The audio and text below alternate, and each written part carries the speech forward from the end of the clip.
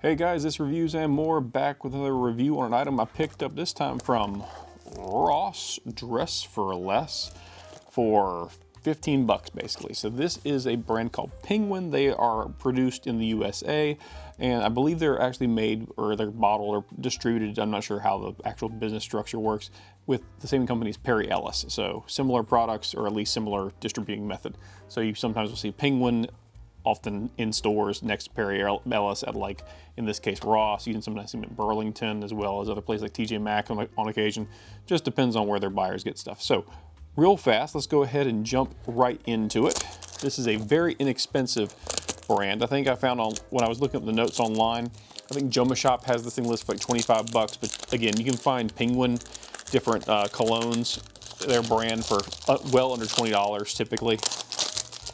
So that was super fun, all that noise. Okay, first off, I can't stand the box because of how it makes my fingers feel, because it's kind of fuzzy and it's tactile, and I'm not a big fan of it. But that has nothing to do with the juice inside.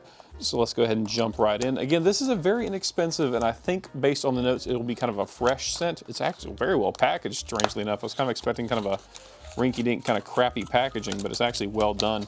So the box is kind of robust. Ooh, bottle. Oh gosh, there we go. A pretty standard kind of minimalist bottle situation we got going on over here. Nothing too crazy about it. Looks nice. The sticker is like basically a kind of frosted glass, and the sticker, or not, is that a sticker? No, that's part of the actual glass itself. Isn't frosty, you can kind of see through it. Very nice, interesting. But this is the premium blend from Penguin. If I didn't mention that before, this is the premium blend. So there's, I think this one came out, let me look, when did it come out? This, I think it was 2016, maybe? No, 2016. So this is a 10-year-old fragrance, so it's not ancient or anything, but it's definitely on the older side of things relative to how big fragrances have gotten over the last few years. But here it is up a little closer.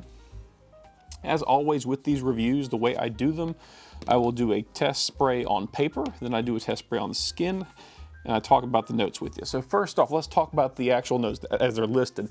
We got lime peel, peppermint, bergamot in the top notes. In the middle notes, a lot more. We have sea notes. That's where I became interested. Once I saw sea notes and sea salt listed in the notes, I was like, ooh, I grew up at the coast. I love those salty marine kind of notes. Violet leaf, green notes, rosemary. Again, love rosemary.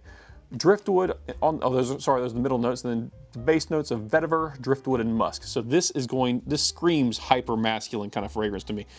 I'm interested to see if it's more of an older, more mature masculine kind of fresh fragrance, or if this is like youthful and kind of maybe the high school kid range or young college kid range can kind of benefit from this very inexpensive option. So without much more talking, here we go with the sprays. That's actually a decent atomizer. That puts out a good bit of, look at that. That's pretty good for a $15 cologne. It's not bad. Ooh, okay. Very fresh. The peppermint's pretty strong. The bergamot's there, but it's not extreme. So you get the lime, a big pop of peppermint, and a little bit of citrus. Now the way I do this, again, I'd go skin next, and then I'm gonna let it sit for a few hours, then I'll come back and I'll be talking to you, but it'll be like instantaneous for what y'all see. So on the skin, same thing. Gosh, that's actually a really decent atomizer. It's always weird when you have like a very cheap fragrance with a nice atomizer. It's like, where did they choose to spend the money, I wonder? A little more citrusy on my wrist. That's pretty standard for me. Anytime I spray on paper, the citrus is usually a weaker note that I'm noticing. Than on skin, it's much more noticeable citrus. And I looked online. Apparently it's because the chemical they use to produce the citrus smell, when it's warm, it gives off its smell a lot faster and also does not last as long. It's also why citrus scents tend to just not last. Very nice. I will say, based on the opening on my wrist and on the paper, this screams to me a more mature, masculine, fresh fragrance. I'm not talking about like some 90-year-old wearing it, or like some 60-year-old man going to church wearing it or something. I mean, like, this is based just on the top notes, just on what I got in the opening, a very easygoing, office-safe, fresh spring summer scent for an older guy. So it's like, if I smelled this, like, I was a teacher many moons ago. If I smelled this walking in a high school, I wouldn't be like, ugh, who's wearing old man cologne? I would just be like, oh, that smells kind of nice. I wouldn't register it as being out of place, but some young men might find this a little bit too mature, maybe a little bit too rindy, not sweet enough. A lot of young men like the sweet things these days, so maybe that is something you might want to contend with. So I'm going to jump back in about, I don't know, 3 hours, and I'll walk you through the middle notes and the dry down and let you know kind of how long it lasts and how well it performs. All right, we're back. It's been a few hours, and that's enough time to basically take care of and analyze this fragrance from Penguin. So again, it's called Premium Blend. This 100 ml bottle was 15 bucks at Ross. All right, so those middle notes, sorry, let's start with the top notes. Top notes, they last a decent amount. They don't project hard after about 30 minutes. So if you're looking to have like a beast that fills a room for any long period of time, this won't do that. But this does a lot of other good stuff. So let's talk about the middle notes. C notes and salt, definitely there. I would definitely call this an aquatic overall fragrance, although there is a lot of aromatic stuff in there. But this is like a marine, salty, kind of makes you think of the ocean.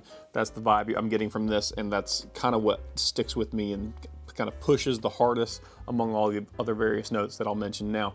You get violet leaf, some green notes, so it's think like a little bit of like cut grass and like fresh leaves, that kind of thing. That's kind of what you get from it, but it's very, very light and it's in the background.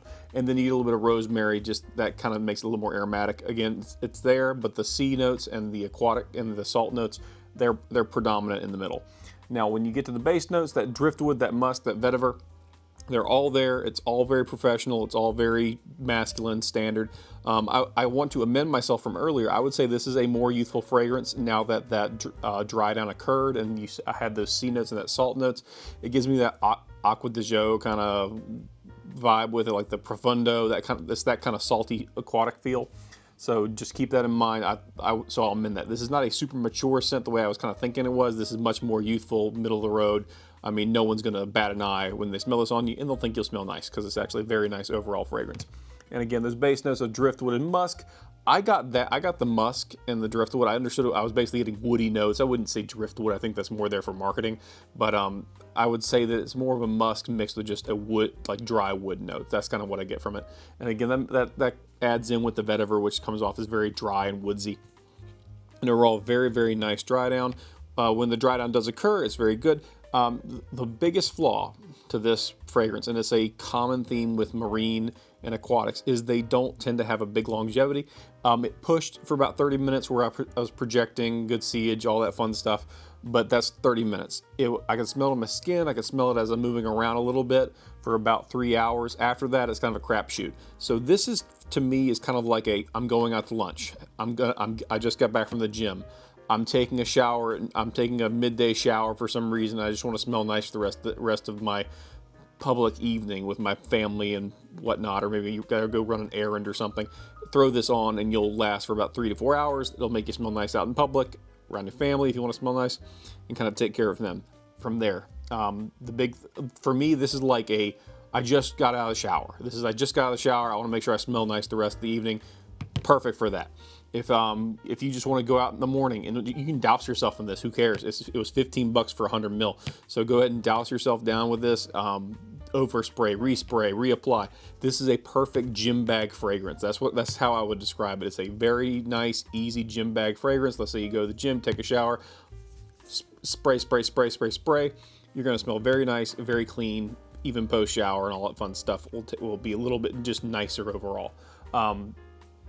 I would see for 15 bucks, to me, this is a no-brainer. Grab one. Why not? It's just an easy, dumb pull when you're in that situation where you just need to smell nice for a few hours during the spring and summer. This is an excellent option for that. So other than that, guys, I just want to say thank you guys for watching. And if you'd like and subscribe to the channel, it always helps out. And have a great day.